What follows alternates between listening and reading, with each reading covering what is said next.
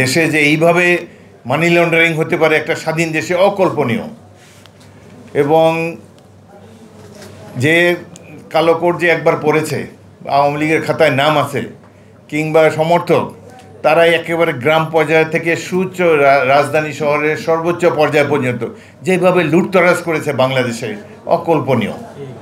সুতরাং এর একটা বিচার করা উচিত। এই সরকারে তো তেমন কিছু দেখি না। তারা একটা ট্রাইব্যুনাল করেছেন, বিচারপতি হাইকোর্টে নিয়োগ দিয়েছেন এবং দুজন এবং এই আদালতের প্রধান বিচারক এবং আরও একজন বিচারকের নিয়োগ দিয়েছেন, কিন্তু অনেক সময় তারা নিচ্ছেন। This is very slow. এত স্লো হলে তারা কি 10 বছর কাটাতে চান?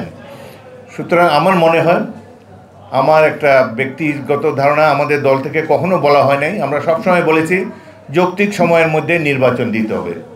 আমি ব্যক্তিগত মনে করি নির্বাচন দেওয়ার জন্য এক বছর সময় যথেষ্ট। কিন্তু আপনাদের নির্বাচনটা যাতে সুষ্ঠু হয়, ভালো একটা নির্বাচন কমিশন করে দেন। আর এই দেশের মধ্যে যারা পালিয়ে আছে তাদেরকে ধরার ব্যাপারে তো কোনো চিন্তা নাই, বরং গতকালকে আবার দেখলাম অশনি সংকেত। এই বৈষম্য বিরোধী আন্দোলনে যারা হয়তো থানায় পুলিশদের সাথে সংঘর্ষ করেছে, রাজপথে হয়তো থানায় ইটপাটকেল মেরেছে, তাদের বিরুদ্ধে মামলা রুজু হয়ে গিয়েছে। যেই কারণে স্বরাষ্ট্রমন্ত্রীকে গতকালকে বলতে হয়েছে যে এত তারিখ থেকে এত তারিখ পর্যন্ত 8ই আগস্ট পর্যন্ত কোনো ধরনের এই বৈষম্য বিরোধী আন্দোলনের কারণে কারোর বিরুদ্ধে কোনো মামলা করা হবে না। কত তাদের সাহস দেখেন, 2 মাস যেতে না যেতে এই আন্দোলনকারীদের বিরুদ্ধে মামলা করা শুরু করেছে। কেন করেছে? কারণ আমরা একটা দুর্বল সরকার পেয়েছি। এদের কোনো অভিজ্ঞতা নাই, অভিজ্ঞতা সঞ্চয় করার জন্য কোনো চেষ্টা তাদের করতে নাই। দেশের রাজনীতি নিয়ন্ত্রণ করবে রাজনৈতিক দলসমূহ। আপনি সকল রাজনৈতিক দলকে ডাকেন, রাজনৈতিক দলকে আধা ঘন্টার সময় তো দেওয়া হয় নাই। আমরা কী জন্য সময় কাটাচ্ছেন? নিজেদের যে অভিজ্ঞতা নেই, অভিজ্ঞতা সঞ্চয় করুন। যাদের অভিজ্ঞতা আছে তাদের কাছ থেকে কিছু শিক্ষা নেওয়ার, উপদেশ নেওয়ার বা পরামর্শ নেওয়ার মন মানসিকতা অর্জন করুন। এখানে লেবার পার্টি যে সকল রাষ্ট্র সংস্কারের জন্য যে সকল প্রস্তাব দিয়েছে তার প্রায় প্রত্যেকটির সাথেই আমরা একমত। একটি ব্যাপারে আমার একটু লাগছে যে সংসদ সদস্যকে 2বারের বেশি সুযোগ দেবেন না। একজনই তো পাওয়া যায় না সংসদ সদস্য হওয়ার মতো এলাকায় এই দেশে। এটা আমার ওপিনিয়ন। পরপর বলছি আমরা, 2বারে খুব কম সময়, অনেকবার 10-12 বারও অনেক সংসদ সদস্য আসে। গণতান্ত্রিক দেশে জনগণের উপর আস্থা রাখুন। জনগণ নিশ্চয়ই যোগ্য ব্যক্তিকে নির্বাচিত করবেন। ইলেকশনটা খালি ফেয়ার করে দেন।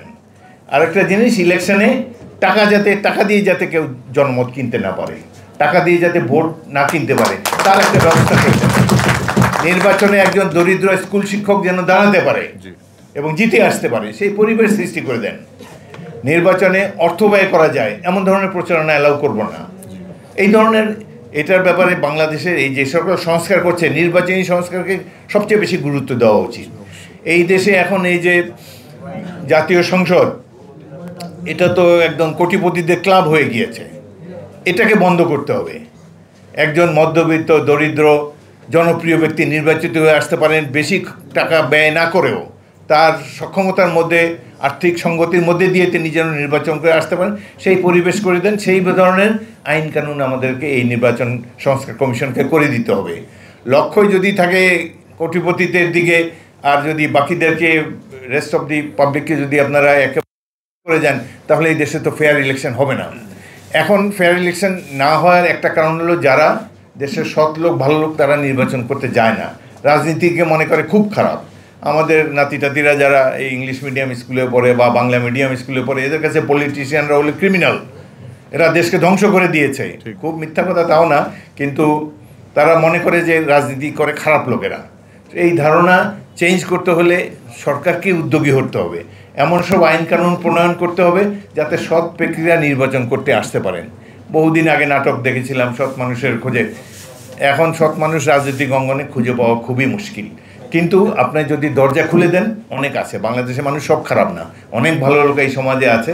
তারা নিশ্চয়ই রাজনীতিতে অংশগ্রহণ করে দেশের প্রতি তাদের দায়িত্ব পালন করতে নিশ্চয়ই তারা তৎপর হবে। তাদেরকে সুযোগ করে দেন।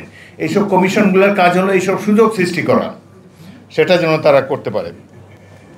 আরেক কথা হলো বাংলাদেশের প্রধান রোগ কী? বাংলাদেশের সমাজদাহী প্রধান রোগ হলো দুর্নীতি। একেবারে 1 নম্বর থেকে শুরু করে 10,000 নম্বর পর্যন্ত যান, সবগুলো চোর। এই দুর্নীতি দমন করার জন্য কি ব্যবস্থা নিয়েছে রাষ্ট্র, কি ব্যবস্থা নিয়েছে সরকার? হাসিনা সরকার তো দুর্নীতির প্রধান চ্যাম্পিয়ন ছিলেন। তারা যেভাবে পৃষ্ঠপোষকতা করে গিয়েছেন দুর্নীতির, এই দেশে আর দুর্নীতি দূর করা খুব কঠিন হবে, কিন্তু নিশ্চয়ই সম্ভব হবে। সমাজে ভালো ভালো লোক আছে, মেরুদণ্ড যাদের শক্ত আছে সেই ধরনের লোক খুঁজে একটি ভালো দুর্নীতি দমন কমিশন করে দেন। এমন সব আইন করুন, বেশি দূরে তো যাওয়ার দরকার নেই। পাশের দেশ ভারতে কি হয়? ভারত গণতান্ত্রিক দেশ, সেখানে দেশের যদি চিফ মিনিস্টার, একটা প্রভিন্সের যে প্রধান হয়, চিফ মিনিস্টার হোক, প্রধানমন্ত্রী হোক, তাকে তাদের দুর্নীতি দমন সংস্থা ক্ষমতা থাকা অবস্থায় টেনে নিয়ে জেলে নিয়ে যেতে পারেন। এর বেশ কয়েকটা উদাহরণ রয়েছে। বিহারে লালু প্রসাদ যাদব, সর্বশেষ রইল দিল্লিতে অরবিন্দ কেজরিওয়াল। এরা চিফ মিনিস্টার থাকা অবস্থায় সিবিআই তাদেরকে জেলে নিয়ে গিয়েছে। আমাদেরও সেই ধরনের আইন করতে হবে যে তিনি ক্ষমতাসীন হলে যে সব কিছুর ঊর্ধ্বে, তেমন যেন না হয়। এই সংস্থাটিকে, দুর্নীতি দমন সংস্থাকে একটি সাংবিধানিক প্রতিষ্ঠান করতে হবে। হাইকোর্টের জজ, সুপ্রিম কোর্টের জাজকে যেভাবে অপসারণ করা যায় সেইভাবেই তাদেরকে অপসারণযোগ্য করতে হবে। তাদের আলাদা বাজেট থাকতে হবে, তাদের সিলেকশনটাও প্রপার হতে হবে, এবং এদেরকে ক্ষমতা দিতে হবে যে তারা সরকার থেকে ইন্ডিপেন্ডেন্ট হয়ে সরকারের মহিরকর্তা ব্যক্তিদেরকে যাদের গ্রেফতার করে জেলে নিয়ে যেতে পারেন তাদের সেই ক্ষমতা দিতে হবে। এইভাবে একবার ট্রাই করে দেখেন, ইনশাল্লাহ দুর্নীতি বাংলাদেশ থেকে দূর হয়ে যাবে। এখানে প্রধান ব্যক্তি থেকে শুরু করে গাড়ির ড্রাইভার, চাকর, প্রধানমন্ত্রী বলেছেন তার পিয়ন 400 কোটি টাকার মালিক। 400 কোটি টাকা, আমরা এখানে যত লোক আছি সবাই হিসাব করলে তো ধারে কাছেও যেতে পারবো না। 400 কোটি টাকা মালিক হেলিকপ্টারে চড়ে। আমি তো 6 বার এমপি হয়েছি, কই আমাদের তো কিছুই নেই। সুতরাং এখন সময় এসেছে পুরো জাতিকে জাগ্রত হতে হবে। তবে আরেকটা জিনিস, এই আগস্ট বিপ্লবে আরেকটা জিনিস আমরা মনে হয় পাবো, যেই সরকারই আগামীতে ক্ষমতায় আসবে তার মাথার মধ্যে এই জুলাই আগস্ট বিপ্লবের কথা থাকবে। তারা ইচ্ছে করে আগের মতো যে লুটপাট করে যাবেন, কোনো দলই আর সাহস করবে না। যে বিএনপি হোক, জামায়াত হোক, যে কোনো দল হোক, প্রত্যেকের এই যে ছাত্রদের এই যে আন্দোলনের যে অভিজ্ঞতাটা, এটা প্রত্যেকের মাথার মধ্যে থাকবে। প্রত্যেক শাসক দল সেটা অনুভব করবে। এই দেশের জনগণের উপর আর অত্যাচার, স্টিম রোলার ভবিষ্যতে চালানো যাবে না। জনগণের যে শক্তি, পিপলস পাওয়ার, তাহাদির স্কোয়ার কী করেছে তার চেয়ে অনেক বেশি আমাদের ঢাকার রাজপথে আমরা দেখেছি ছাত্র জনতার ত্যাগের মাধ্যমে। চিন্তা করি নাই কখনো যে ছাত্র আন্দোলনে যাচ্ছে, পুলিশের গুলির সামনে বুক পেতে দিয়েছে, তার মা বাবা পাশে দাঁড়িয়ে আছে। আমরা ভাগ্যবান, এই ধরনের একটা জাতি আমাদের আছে। সুতরাং আমাদেরকে কেউ কোনো দিন পদানত করতে পারবে না। হেল ট্র্যাক্সে আবার ট্রাভেল শুরু হয়েছে। কেন ট্রাভেল শুরু হয়েছে? কারণ শেখ হাসিনা ক্ষমতায় নাই।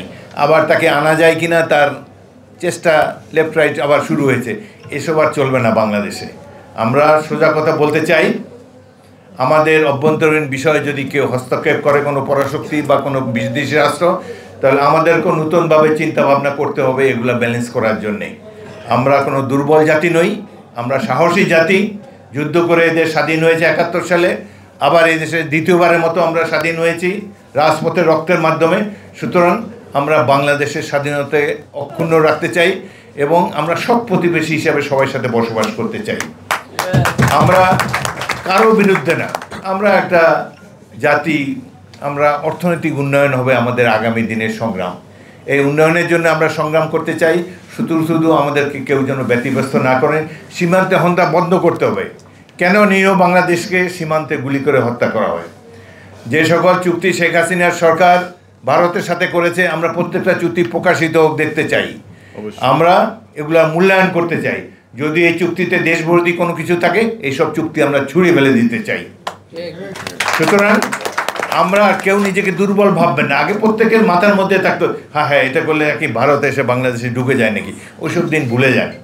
ভারতও গণতান্ত্রিক দেশ, তারা অন্য কোনো দেশে, এই বাংলাদেশ, এটাকে সিকিমও না, এইসব দেশে বাংলাদেশের উপরে আর কেউ এই দেশকে পদানত করার জন্য কেউ কোনো ধরনের যদি ষড়যন্ত্র করেন, তার উপযুক্ত ব্যবস্থা আমরা নিতে সক্ষম। সংবিধান নিয়ে অনেক কথা আছে। সংবিধানে কেউ কেউ বলে যে একেবারেই নতুন করে লিখতে হবে, আর আরও একটা বড় অংশ আছে, সংবিধান বিদ্যমান সংবিধানের সংস্কার করলেই হবে। আমি ব্যক্তিগতভাবে মনে করি 1971 আমাদের যে বিদ্যমান যে সংবিধানটি আছে এটি অনেক রক্তের বিনিময়ে, মুক্তিযুদ্ধের বিনিময়ে আমরা পেয়েছি। সুতরাং এই সংসদে যে আমরা একটা তো অবশ্য চাই যে সংবিধানের সংযোজন করা হোক, নিরপেক্ষ তত্ত্বাবধায়ক সরকারের অধীনে প্রত্যেকটা নির্বাচন হবে। লেবার পার্টিও বলেছে, সব দলই বলেছে, এটার ব্যাপারে আমরা সম্মত আছি। এছাড়া এই ধরনের রেলিভেন্ট যেসব সংস্কার আছে বিদ্যমান সংবিধানে সেটি আমরা সংস্কার করলেই পারে। নতুন করে সংবিধান লেখায় মানি তাদেরকে আরও 1-10 বছর সময় দেওয়া, এইভাবে আর সময় দিতে আমরা রাজি না। আমরা নির্বাচিত দেশের সংস্কার কারা করবে? সংস্কার করবে দেশের নির্বাচিত প্রতিনিধিরা, জনগণের নির্বাচিত প্রতিনিধিরা সংস্কার করবে। আমরা সেই সংস্কারের অপেক্ষায় আছি। কিন্তু বর্তমান যে ইন্টারিম গভর্নমেন্টের যে উপদেষ্টাদের কারো কারো কথায় মনে হয় যে তারা বিরাট একটা ম্যান্ডেট নিয়ে আছেন এই দেশ থেকে, তারা সব সংস্কার করে দিবে। তাদের কোনো ম্যান্ডেট নাই সংস্কারের। তাদের একমাত্র কাজ, প্রধান কাজ একটি সুষ্ঠু নির্বাচনের ব্যবস্থা গ্রহণ করা। সেটা করলেই আমরা বলতে যাব। Please don't overstep your limits. সীমানার মধ্যে থাকেন। আওয়ামী লীগ কেন বিদায় হয়েছে? সীমা লঙ্ঘন করেছে বলে। সুতরাং আপনারাও কেউ সীমা লঙ্ঘন করবেন না। জন আকাঙ্ক্ষা অনুধাবন করার চেষ্টা করুন, উপলব্ধি করার চেষ্টা করুন। ছাত্র রাজনীতি সম্পর্কে গুরুত্বপূর্ণ আলোচনা লেবার পার্টির এই ইয়েতে আছে, তারা সীমিত করতে বলেছেন। আমিও এটার সাথে একমত। এটা স্টেক হোল্ডার হল ছাত্ররা। ছাত্রদের মনোভাবটা বোঝার চেষ্টা করেন। এই বিশ্ববিদ্যালয়ের ছাত্ররা তো দুদু খায় না। তারা একটা এত বড় হাসিনার মতো এরকম একটা বলদর্পী সরকারকে অপসারণ করতে সক্ষম হয়েছে। সুতরাং তাদের উপরে আস্থা রাখুন।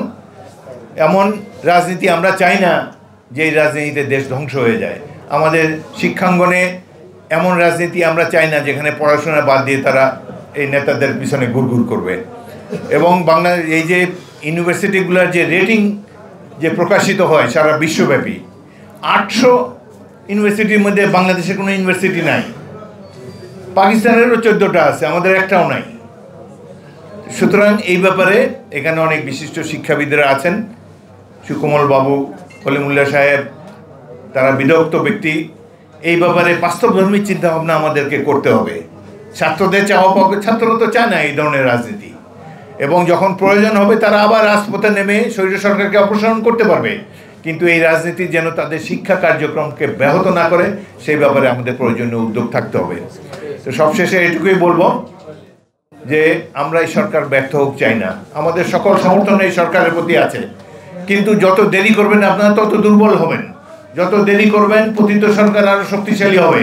পট করে আসার চিন্তা ভাবনা তাদের মধ্যে আবার শুরু হয়ে গেছে। সুতরাং একটা রোডম্যাপ ঘোষণা করুন।